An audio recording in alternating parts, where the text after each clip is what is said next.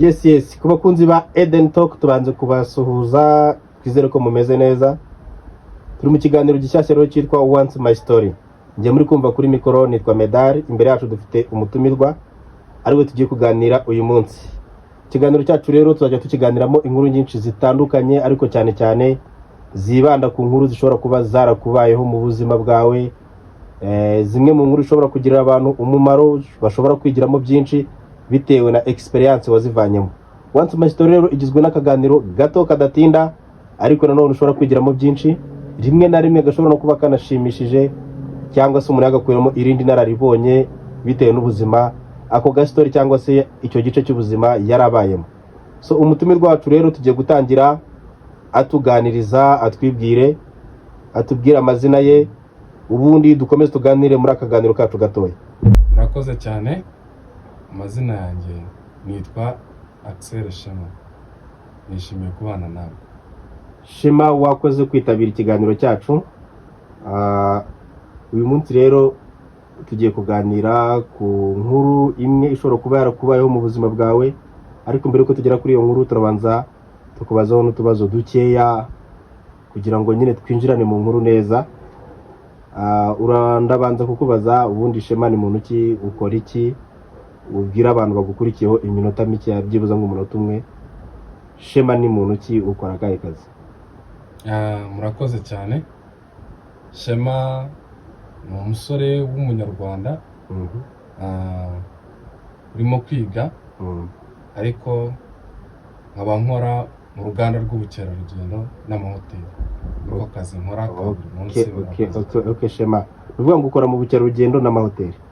Shema, ni iki kintu wibuka, ni akabazo ngiye kukubaza nk'umuntu ukora mu bukerarugendo, ukiga ubukerarugendo gishobora kuba cyarakubayeho kikakubabaza, dore ko ukiri no ku ishuri, tubwiye ko ukiga ukiri umunyeshuri cyangwa se wiga hasi za segonderi, sinzi niba wiga na kaminuza, simbizi niba ubizi, ariko nkawe nk'umunyeshuri ni iki kintu wibuka ukiri umunyeshuri cyaba cyarakubayeho mu buzima bwawe utazigera wibagirwa ukiri ku ishuri?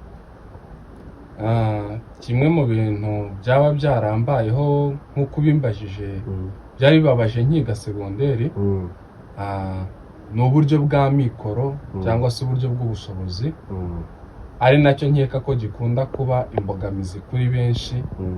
Nanjye nicyo kintu cyambere imbogamizi mu gihe cyanjye nkiga segonderi. Murakoze cyane. Ni ukuvuga ngo imbogamizi n'ikibazo wowe nacyo cyari amikoro igihe wari ukiri umunyeshuri muri segonderi. Bivuze ngo wiga kaminuza? Ubu ngubu niga kaminuza. Uri kumva rero ko icyo kibazo cyakemutse noneho? Uko biri cyarakemutse, ntabwo bikimeze nka ntabwo wakiga kaminuza gifite ikibazo cya mikoro.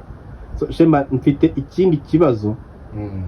Nyuma y'uko utubwiye ikintu cyaba cyarakubaho bikumvikana ko cyanakubabaje, noneho n'iki cyaba cyaragushimishije muri icyo gihe nubwo wari ufite n'ibikubabaje? Ikintu gishobora nanone kuba cyaranshimishije, nubwo hari harimo icyo kibazo cya mikoro, ariko ni best performance. Iyo nabonaga natsinze, nkatsinda ku manota ari hejuru, nanjye barimo kunshimira ngo natsinze, the best performance nicyo kintu cyanshimishaga mu rugendo rwanjye rw'ishuri. Murakoze cyane. Ni ukuvuga ngo rero wari umuhanga? Ntabwo ari cyane, ariko narageragezaga. Nose Shema, hano mfite akandi kabazo, nubwo abantu bakubona kuri mikoro ari ubwa mbere bakubonye, ariko hari akantu nshaka kukubaza. Urasubiza niba ari byo. Ibintu bakuvuga ni ubwa mbere bakubonye, ariko urambwira niba ari byo ibintu abantu bakuvuga. Mbyumva hano ku mihanda abantu bagenda bakuvuga ko hari ukuntu ujya uca ku bantu ukabirengagiza, n'inshuti zawe nabo mwiganye utabitaho, ngo ugenda ngo wabiriyeho. Ese ubundi ibyo bintu nibyo, ngo wirya ku bantu mwiganye ngo? Oya, mu buzima busanzwe ntabwo ibyo bintu bibaho, cyane ko nkanjye kuba ngeze ahangaha nta hantu kure nari nagera hatuma nica ku bantu cyangwa ngo ngende ntabasuhuza nabiriyeho nk'iyo mvugo ukoresheje. Ariko hari igihe uhura n'umuntu ufite rush urimo urihuta, cyangwa ukaba uri kumwe n'abandi bantu ukabona bitari bube ngombwa kuza kuba watandukira ngo uve muri abo bantu ujye gusuhuza uwo muntu. Rimwe na rimwe wapepera umuntu rero, cyangwa se yabona mutagiranye communication nk'iyari harakumva ko ari nko kumwiryaho, cyangwa se kwiyemera cyangwa kunyura ku bantu gutyo. ariko biba biterwa n'akazi ka buri munsi cyangwa se ibyo umuntu ahugiyemo, nta kundi kwirya ku bantu kudasanzwe, ahubwo ni umwanya uba ugenda uba muke. ubwo uravuze ngo barakubeshyera? Barambeshyera ibyo ubwo ntabwo rero uzajya kubasaba imbabazi ubabwire impamvu ituma ugenda utabasuhuje, bikaba bituma bagenda bavuga ko wirya ku bantu. ni ukumenya ikosa rikomeye cyane. ni ukumenya abo bantu. Ni inshuti zawe, nta bandi wiryaho keretse aho musanzwe muziranye. Noneho uraza kutuganiriza utubwire, usibye ubuzima waciyemo n'ibintu byagushimishije, ni ikihe kintu mu buzima bwawe waba wibuka wakoze ukaba ukicuza kugeza na n'uyu munsi, cyangwa se ukaba warakicujije ako kanya bikarangira? Ndumva nta kintu gikomeye naba nicuza njye, ariko muri cya gihe twese cy'imyaka ya segonderi 4ème 5ème 3ème, muri iyo myaka ya segonderi abana tuba dufite amafuti menshi atandukanye, tugenda dukora ibintu byinshi bishobora kuba byatuma aho kugira ngo dutere imbere ahubwo dusubira inyuma. Ntekereza ko nta bintu byinshi cyangwa bibi nshobora kuba narakoze, ariko muri iyo myaka hari amakosa umwana akora aba agomba kugenda ahindura. Ntekereza ko ari nkacyo kintu navuga, gusa nta kintu kiri specifically navuga. Ni ukuvuga ngo utuntu wicuza ni twa tundi umwana wese akora agenda yicuza, utuntu dusanzwe. ubu ngubu nta kintu wibuka wicuza mu buzima bwawe? Ntabwo ubeshya? Ntabwo njya ngira icyo kintu cyo kwicuza, nta kintu kiri generale cyangwa kiri specifically nibuka naba narakoze. Ni ukuvuga ngo ibintu byose ukoze ntiwicuza? Ntabwo nicuza rwose, mba nabikoze ari byaramagara. none se Shema, kuticuza wenda nubwo uticuza ariko wagiye ubaho ubuzima butandukanye, ngize n'amahirwe yo kuganira nawe, uraza kubwira abantu badukurikiye byibuza imwe muri story zawe zishobora kuba zarakubayeho mu buzima bwawe,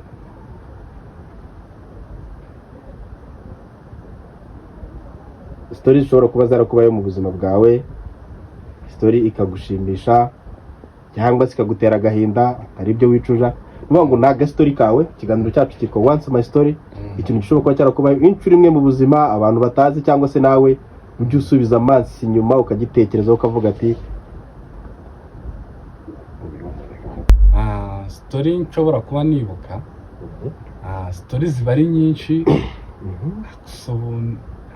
yiri specific, ariko kera tukiri abana hari ukuntu twabaga twagiye nko muri ya mikino yacu y'abana.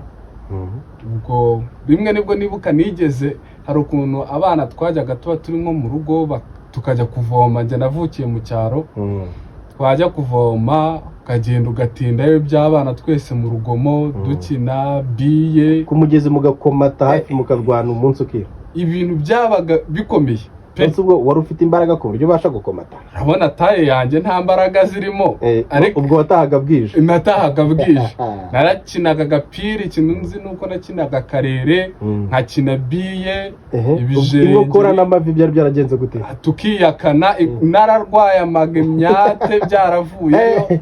Ubu wirirwa gushinza ivi mu ivumbi uri gukina biye? Nakinaga biye, twajyaga dukina biye tugakina karere tukirirwa dukina. Ariko se wowe ntabwo watanga ngo bagukubite? Njye kandi igihe nageraga mu rugo natinze nko kuvoma cyangwa se niriwe nkina biye, ubundi ngasanga ikiboko ku muryango. Hari igihe ndibuka rimwe nibwo nigeze kujya kuvoma ahantu nigaga mu P5. Icyo gihe twarigaga tukiga twebwe iminsi yose, kuwa gatandatu tukiga, ku cyumweru tukiga nyuma ya saa sita. Rimwe badohereza agakonje rero ka weekend. Iyo weekend yabayemo ibara, ibintu bitabaho. Imvura iragwa, byari bitera imiserebeko.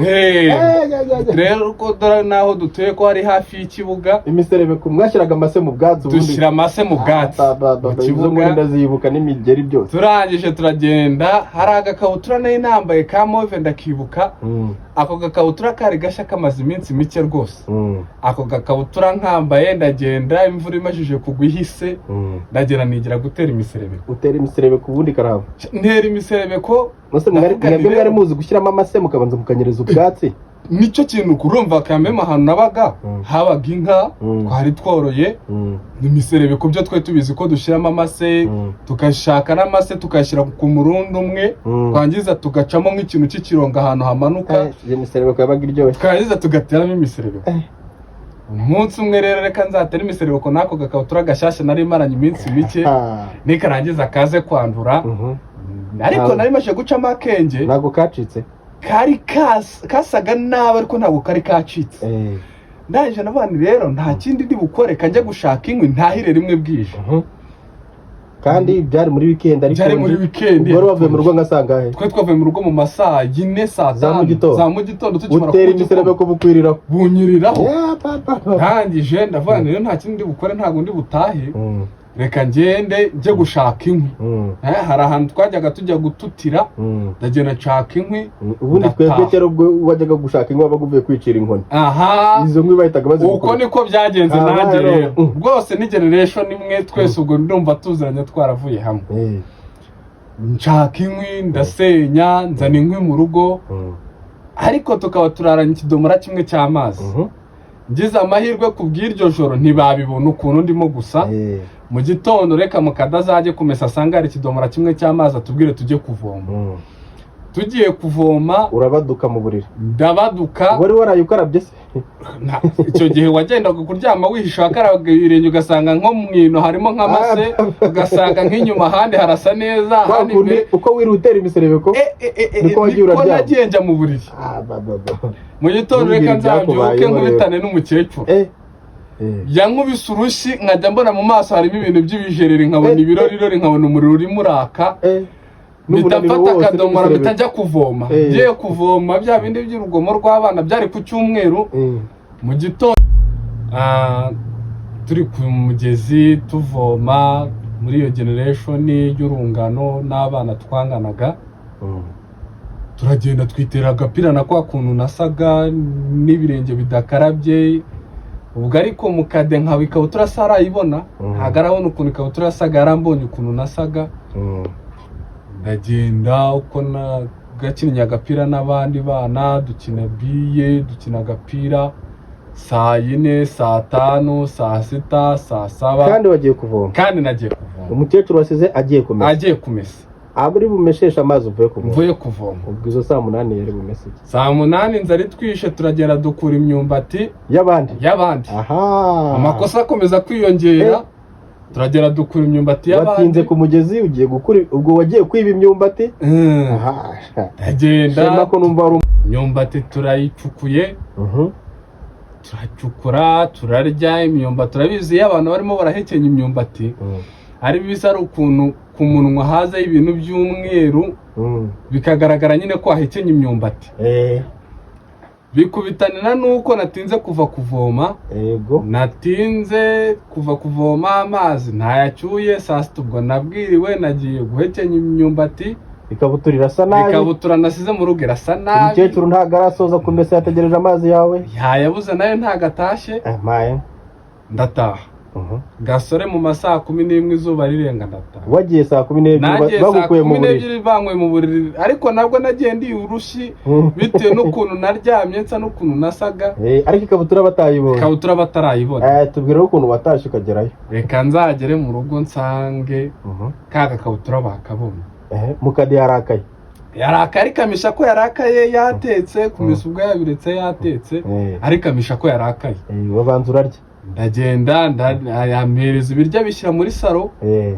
nkaho nta kibazo na kimwe gihari aragenda ashaka ibiti nka 2 byiza cyane hari ibiti byitwaga umukoma barawukubitaga kubita nko mu bitugu bimwe ugahindukira mu bindi bitugu umukoma ntabwo wavunikaga kubita ni nk'umugano uhita wizira barangije arabishaka ibiti 2 byiza uri kurya ndanjye ndicara ndimo ndarya narambije ubwo waryaga wumva umeze utera njyewe kandi kubwoba nikabura kuko wakoze amakosa ariko hari igihe utaha ukajya mu mubyeyi wamujugaritse nta kibazo na kimwe yarazi ubwenge yijya gukora tutararya ntabwo wari burya ntabwo nawe nyibireka meme ndangije ndicara frire rwose nta kibazo kimwe mfite uri kurya ndicara ndarya wa mutego mwiza niko biryo kandi ndangije mu gihe nicaye ndimo ndaramya njya kubona mbona umubyeyi ahingutse mu muryango ahita agikingaho numvishe umutima uguye mu nda ibiryo se wari wabimaze basi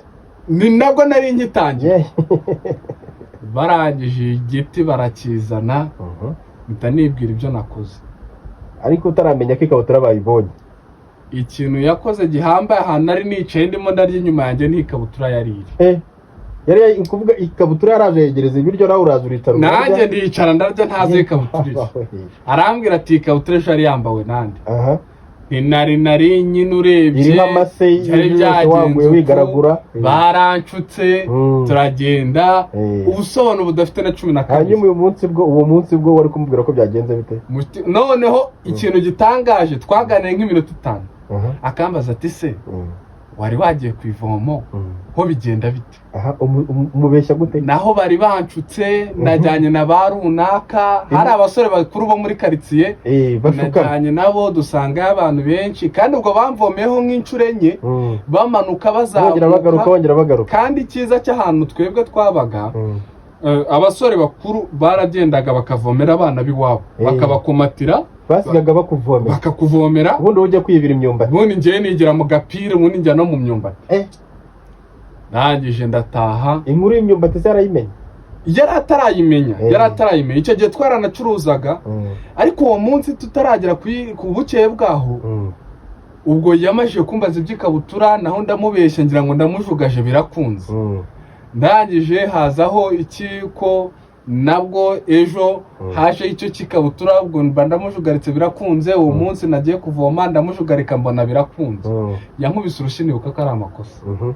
Yarankubise uwo niwo munsi. Noneho twe dufite umubyeyi yaragukubitaga, wagira ngo uranasohotse akagufata akagushyira mu maguru akakwicarira ya nkoni zabaga zimeze zite ku bukeye bwaho, dore ko abana tutumva inka. Mashije gukubitwa izo nkoni sinumva. Twaracuruzaga aho kugira ngo nsabe nk'irindazi ntumbwire ko waryibye. Habaga intebe yabaga muri salo, intebe y'imyanya nk'itatu. Naje mfata irindazi urishyira mu ntebe, nishyira munsi y'intebe, munsi no hasi. Dore ko nkunda kwambara ingofero nk'uku, habaga ingofero mu rugo. Nkajya mfata ingofero nkayirenza ku irindazi nkashyira munsi y'intebe. Reka rimwe azajye gukubura rero akubitane na rya rindazi riri munsi y'ingofero. Tukurura ibintu by'amandazi kandi ingofero yari iyawe? Yari iyanjye. Arabireba arabireka. Ku bukeye bw'ahantu mu iduka ngo rebe ko wiba. Ndangije nanjye na wa mutima ndagenda ndicara ngeze mu iduka. Kandi ubwo nta n'iminsi nk'itatu yari ishize mvuye muri amafuta maje gukubitwa. Ariko irindazi yari yaribonye. Irindazi naragendaga nkariryaho gake ukarizana ukongera nkarisubizamo. Ejo ryashira nkongera nkashyiramo irindi. Bibi bintu biri nando nkora. Once a day arambwira ngo nje mu iduka, ndagenda ndicara. Aho ni inkuru yawe ishingiye n'umutima mwiza. Ubwo ndagenda ndicara nk'ugiye gucuruza ibintu bisanzwe. Reka rero njijishe y'iminota 5 nongera nsubire hahandi njya mbika irindazi munsi ya ntebe mu ngofero.